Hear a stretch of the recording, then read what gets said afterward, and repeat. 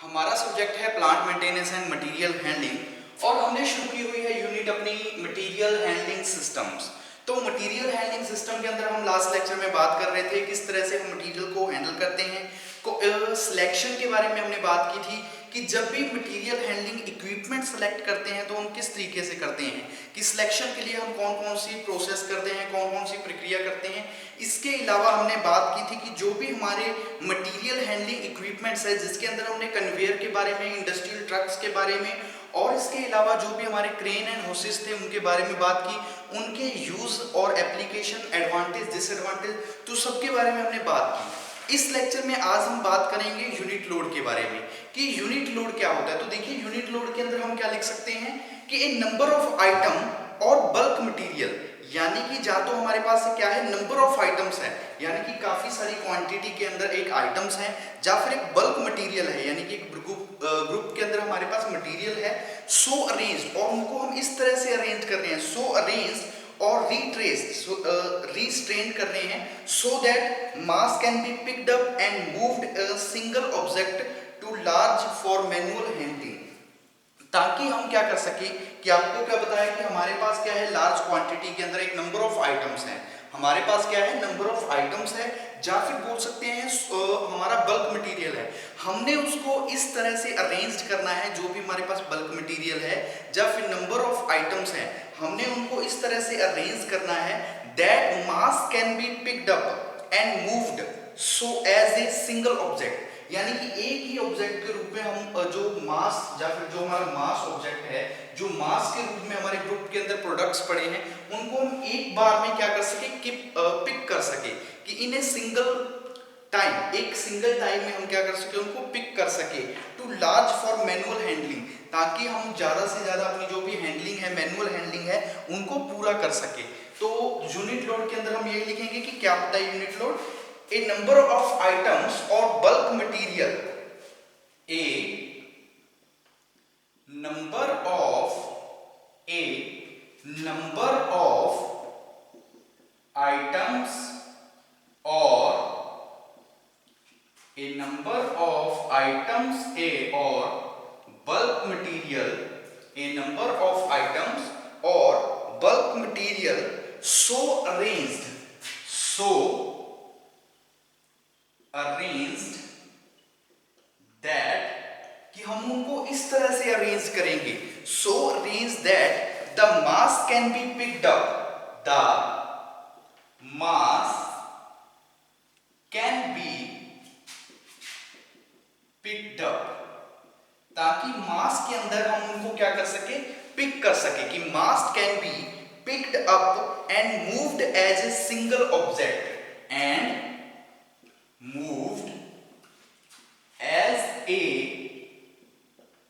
single object, और एक single object के रूप में हम क्या कर सके उसको, और जो भी हमने मास पिक किया है एक सिंगल ऑब्जेक्ट के रूप में हम उस मास को क्या कर सके, मूव करवा सके, मूव कर सके, कि move as a single object, एक सिंगल ऑब्जेक्ट के रूप में हम मूव करवा सके, single object too large for manual handling, क्योंकि मैनुअली क्योंकि हमारे पास क्या है, लार्ज क्वांटिटी है, तो मैनुअली जब हम उनकी मटेरियल हैंडलिंग करेंगे तो बहुत ज़्यादा लंबा होगा, यानी कि टाइम भी ज़्यादा लगे, तो इसलिए हम क्या करते हैं यूनिट लोड के अंदर, यानी कि यूनिट लोड के अंदर हम उनकी क्या करने की कोशिश करते हैं, जो भी हैंडलिंग है, मटेरियल हैंडलिंग वो करने की, कि moved as a single object too large for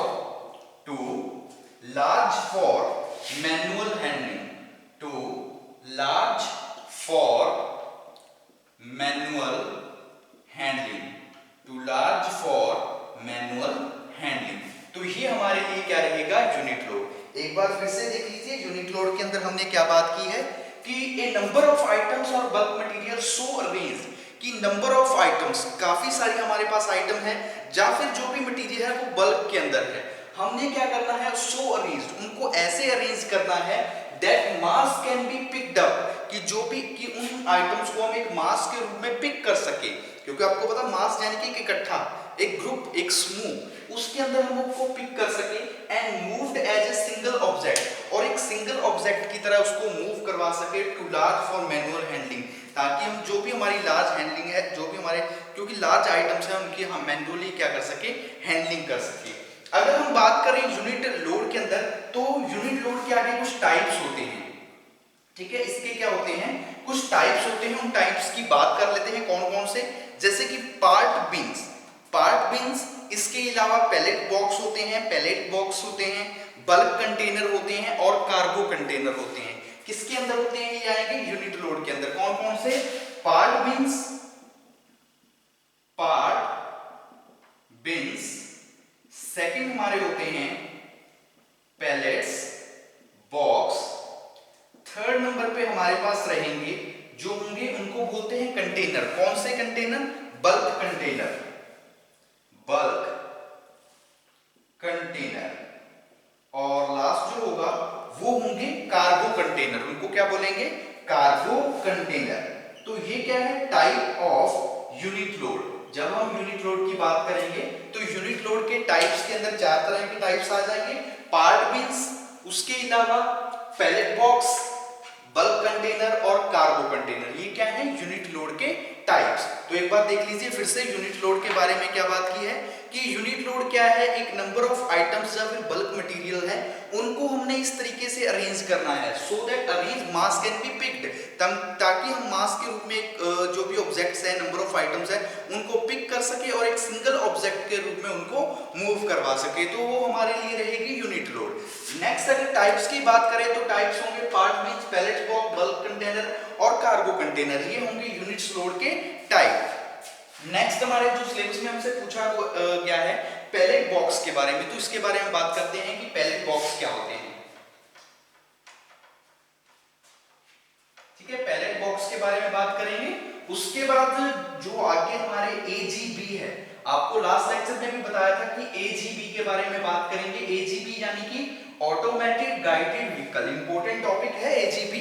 तो उससे पहले हम बात करते हैं पैलेट बॉक्स के बारे में कि पैलेट क्या होते हैं।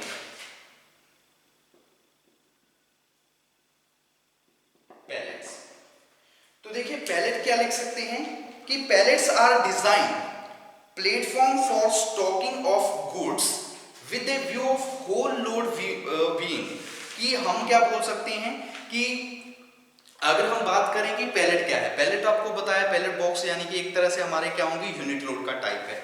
इसके अंदर क्या करते हैं, पैलेट्स को हम इस तरह से डिजाइन करते हैं कि स्टॉकिंग फॉर गुड्स, एक प्लेटफॉर्म तैयार करते हैं स्टॉक करने के लिए जो भी हमारी गुड्स हैं, यानी कि जो भी हमारे प्रोडक्ट्स होंगे, चाहे वो रॉ मटेरियल है, फिनिश्ड प्रोडक्ट्स हैं, उन प्रोडक्ट्स को स्टॉक करने के लिए इस तरह से हम क्या करते हैं, एक डिजाइन तैयार करते हैं बॉक्सेस का, कि पैलेट्स आर डिजाइन प्लेटफॉर्म, एक प्लेटफॉर्म के रूप में हम क्या कर रहे हैं, डिजाइन कर रहे हैं फॉर स्टॉकिंग, किसके लिए, स्टेकिंग करने के लिए, स्टेक करने के लिए किन चीजों को, जो भी हमारी गुड्स है, with a view of whole load being moved, ताकि जिसके अंदर जो भी सारा लोड है उस लोड को हम एक बार में क्या कर सके, मूव भी करवा सके। कि पैलेट बॉक्स को हम ऐसे डिजाइन करते हैं कि उनको क्या कर सकते हैं, स्टेकिंग ऑफ गुड्स के लिए यूज करते हैं।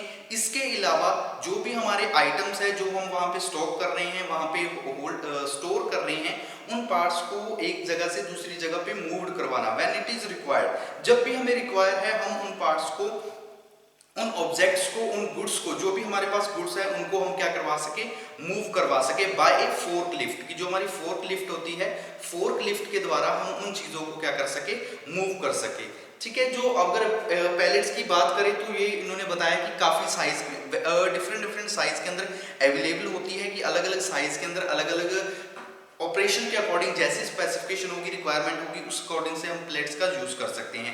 स्टील और वुड, कि made from steel over would, कि जो हमारी किसकी बनी होती है, स्टील की बनी होती है, ओवर वुड की बजाय ज्यादातर जो पैलेट्स होती है वो किस चीज की बनी होती है, स्टील की बनी होती है। तो पैलेट्स के अंदर हम लिख सकते हैं कि it is design platform, it is design platform for staking of goods, it is design, it is design platform for staking for goods, staking for goods। इसके अलावा with a view to, with a view whole load being moved, whole load being moved, और इस तरह से arrange होते हैं ताकि हमारा जो होल वेट है, जो होल लोड है, उस होल लोड को हम क्या करवा सके, मूव करवा सकते। कब? when it is required, when it is required, कि जब भी रिक्वायर्ड होगा होल वेट को, जो भी सारा वेट है, जो भी सारा लोड है, उस लोड को हम क्या करवा सके, मूव करवा सके। when it is required, जब भी रिक्वायर्ड हो, by forklift, किसके द्वारा? by forklift, जो फोर्कलिफ्ट होगी, फोर्कलिफ्ट के द्वारा हम उस लोड को आसानी के साथ क्या करवा सके, मूव करवा सके। तो वो हमारे लिए क्या रहेगी, उनको बोल देंगे स्पेलेट्स। किसकी बनी होगी? स्टील की। अगर हम बात करेंगे तो किस चीज की बनी होगी? स्टील की बनी होगी ओवर वुड्स, यानी कि वुड की बजाय हम जो वुड की बजाय किस चीज की बनी होगी, जो पैलेट्स बॉक्स होंगे हमारे, ये बने होंगे हमारे स्टील के। तो पैलेट्स के बारे में पता लगा कि पैलेट्स क्या है, इनको हम इस तरह से डिजाइन करते हैं ताकि स्टैकिंग वगैरह कर सके, जो भी हमारे गुड्स हैं उनकी मूवमेंट करवा सके जब भी हमें रिक्वायर हो, with the help of forklift, की जो फोर्कलिफ्ट होगी उसकी सहायता से हम इन चीजों की क्या करवा सके, जो भी गुड्स हैं उन गुड्स की क्या करवा सके, मूवमेंट करवा सके। नेक्स्ट हम बात करते हैं, तो नेक्स्ट हमारे पास रहेगा एजीबी। ठीक है, नेक्स्ट हमारे पास क्या रहेगा? एजीबी। एजीबी यानी कि ऑटोमेटेड गाइडेड व्हीकल। इसको हम क्या बोलते हैं? ऑटोमेटेड गाइडेड व्हीकल या फिर ऑटोमेटिक गाइडेड व्हीकल। ठीक है, ऑटोमेटेड या फिर ऑटोमेटिक कुछ भी बोल सकते हो। तो एजीवी मींस क्या लिख सकते हैं? It is an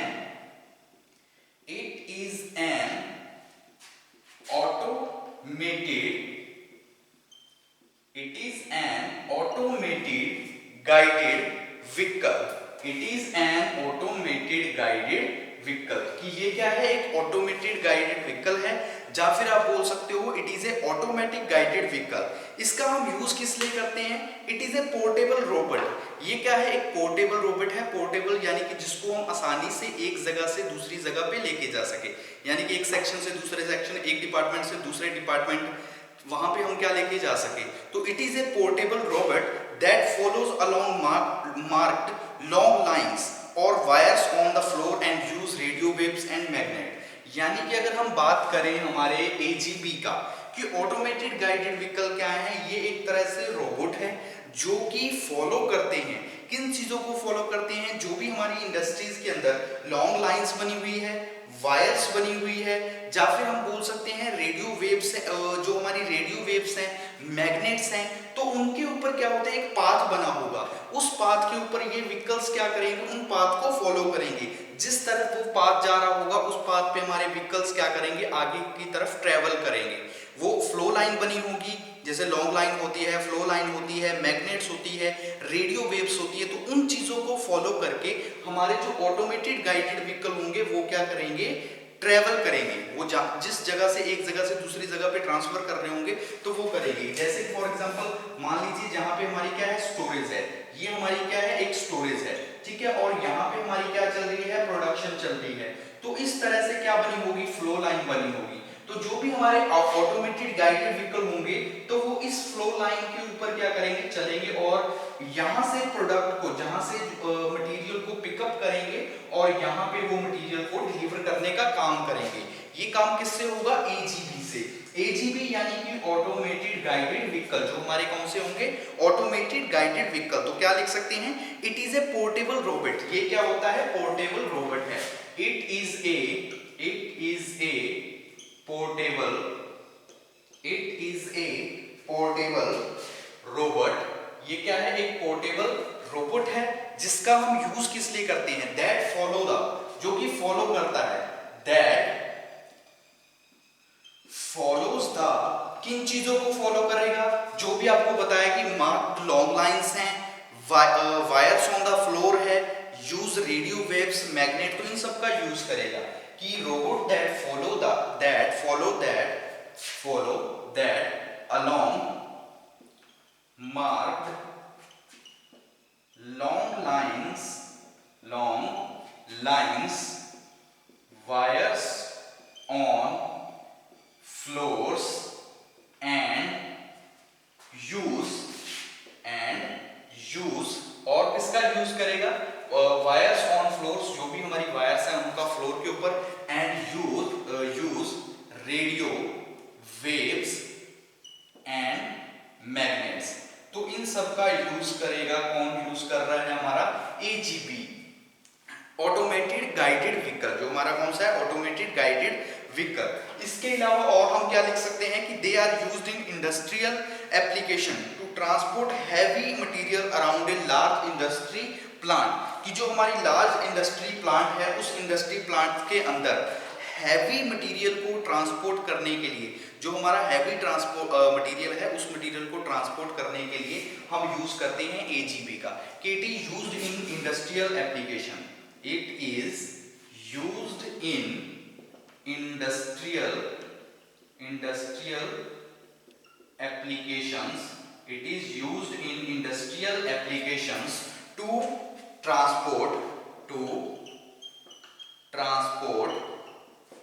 heavy objects, to transport heavy objects या फिर heavy materials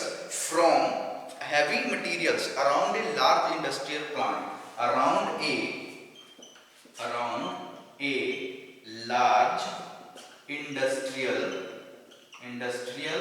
plant, कि लार्ज जो हमारा इंडस्ट्रियल प्लांट है उस प्लांट के अंदर मूव करवाने के लिए जो भी हमारा मटेरियल है उस मटेरियल को मूव करवाने के लिए हम किसका यूज कर लेते हैं, एजीवी का, यानी कि ऑटोमेटेड गाइडेड व्हीकल। तो देख लीजिए एजीवी यानी कि automated guided vehicle, full form हो जाएगी ऑटोमेटेड गाइडेड व्हीकल। इसके अलावा इसको हम क्या बोलते हैं, एक पोर्टेबल रोबोट भी बोलते हैं, जिसका हम यूज किस लिए करते, जो कि फॉलो करता है, किस चीजों को फॉलो करता है, mark long line, wires on floor, radio waves and magnets, इन चीजों को वो क्या कर रहा है, फॉलो कर रहा है। और फॉलो करने के जिस तरह से फॉलो करेगा उसी तरह से वो हमारा ऑटोमेटेड गाइडेड व्हीकल मूव करेगा। इसके अलावा इसका हम यूज करते हैं इंडस्ट्रीज के अंदर, जो हैवी हमारे ऑब्जेक्ट्स होते हैं, हैवी मटेरियल्स होते हैं, उन मटेरियल्स को एक सेक्शन से दूसरे सेक्शन तक लेके जाने के लिए हम यूज करते हैं एजीवी यानी कि ऑटोमेटेड गाइडेड व्हीकल्स का। नेक्स्ट हम ये तो हमने बात कर ली एजीवी के बारे में। नेक्स्ट हम बात करते हैं एएसआरएस के बारे में, एएसआरएस के बारे में। तो एएस और आरएस से मतलब क्या है आपका, कि एएस मतलब ऑटोमेटेड स्टोरेज, एएस का मतलब होगा ऑटोमेटेड स्टोरेज, आरएस का मतलब रहेगा रिट्राइवल सिस्टम, कि automated storage and retrieval system. तो हमारा टॉपिक क्या बनेगा, एएसआरएस, एएसआरएस, और इसका मतलब क्या रहेगा, इट मींस अगर हम इसकी बात करें तो इसका मतलब क्या रहेगा, इट मींस ऑटोमेटेड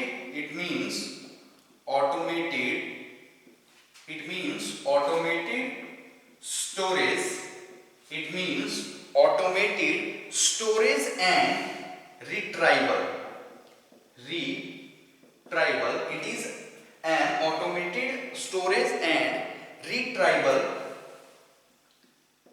ठीक है, retrieval system, इसको हम क्या बोलेंगे, ऑटोमेटेड स्टोरेज, या फिर हम बोल सकते हैं रिट्राइवल सिस्टम, ऑटोमेटेड स्टोरेज और रिट्राइवल सिस्टम। देखिए इसका यूज किस लिए करते हैं, कि it consist of A variety of computer controlled system for automatic placing and retrieving loads from a definite stage, यानी कि डिफाइंड स्टेज है, लोकेशन है, उस लोकेशन के ऊपर ऑटोमेटिक जो भी हैंडल कर रहे हैं, स्टोरेज कर रहे हैं, लोकेट कर रहे हैं, किसी भी मटेरियल्स को प्लेस कर रहे हैं with the use of computers, कि हमने क्या लिखा, कि it consist of A various of variety of computer controlled, कि जब हम बात करेंगे एएसआरएस के बारे में तो इसके अंदर क्या होते हैं, काफी सारे हमारे कंप्यूटर कंट्रोल्स होते हैं जिनका हम यूज करते हैं मटेरियल को प्लेस करने के लिए डिफरेंट सेक्शंस के अंदर, डिफरेंट जो भी हमारी लोकेशन रहेगी स्टोरेज की लोकेशन के अंदर। इसके अलावा it is used with standard load as well as non standard load, कि इसका हम यूज स्टैंडर्ड लोड के साथ साथ नॉन स्टैंडर्ड लोड्स के अंदर भी हम कर सकते हैं। तो हम क्या लिखेंगे, कि it consist of A variety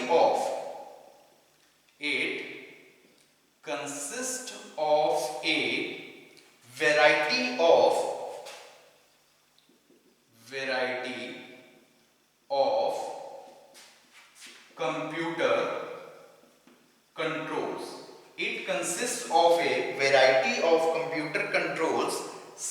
computer control system for automatic placing, किस चीज की प्लेसिंग, जो भी हमारे लोड है, ऑटोमेटिक प्लेसिंग या फिर मटेरियल बोल सकते हैं, ऑटोमेटिक प्लेसिंग एंड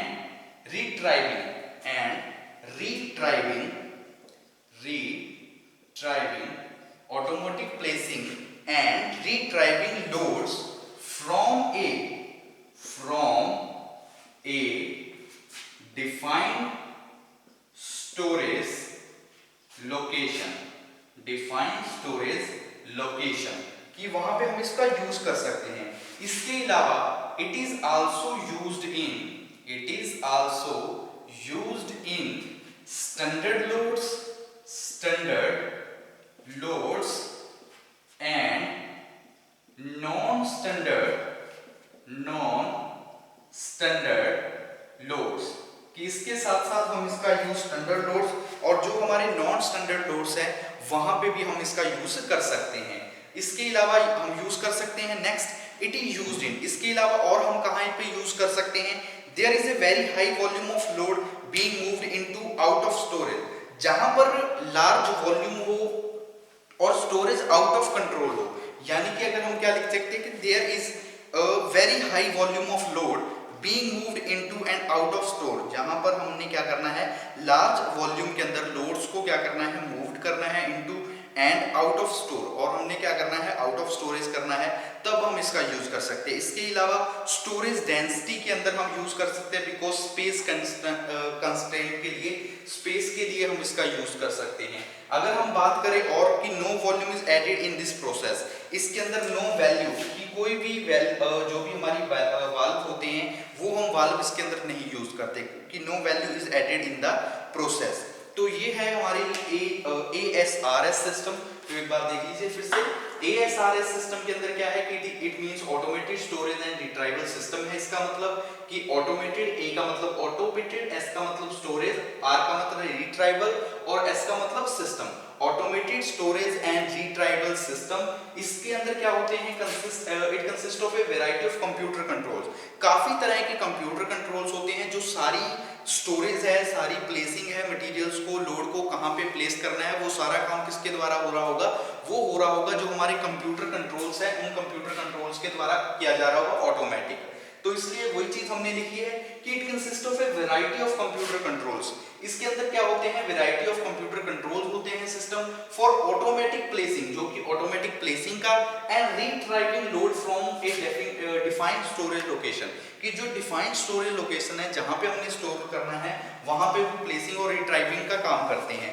इसके अलावा जो नॉन स्टैंडर्ड या स्टैंडर्ड लोड्स होते हैं उनके लिए भी हम कई बार क्या यूज कर लेते हैं, जो हमारे ASRS सिस्टम रहेगी इनका हम यूज कर सकते हैं। नेक्स्ट हम लास्ट टॉपिक के बारे में बात करते हैं, मटेरियल हैंडलिंग सिस्टम के अंदर हमारा यूनिट का जो लास्ट टॉपिक होगा उस टॉपिक के बारे में बात कर लेते हैं।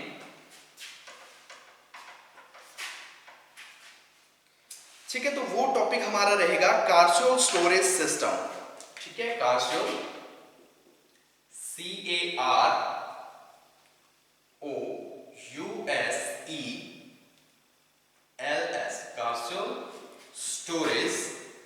कार्सियोल स्टोरेज सिस्टम। तो देखिए ये सिस्टम क्या होता है, इसका हम यूज किस लिए करते हैं हमारी इंडस्ट्रीज के अंदर या फिर मटेरियल हैंडलिंग सिस्टम के अंदर। तो देखिए it is a high density storage rack system.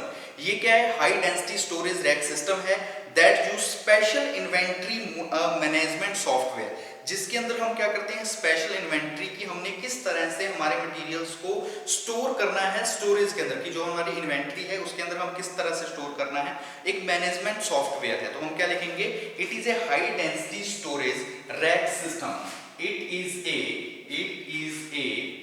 High density storage, it is a high density storage rack system, rack system, ये क्या है, high density storage rack system है।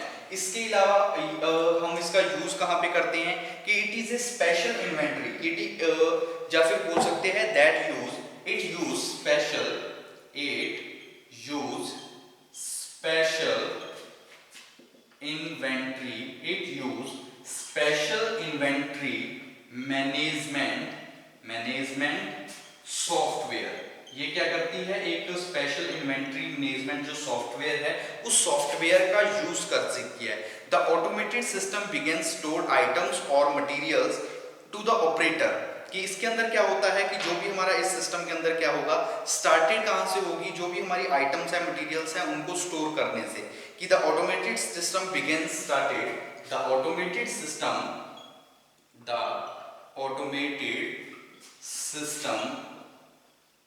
started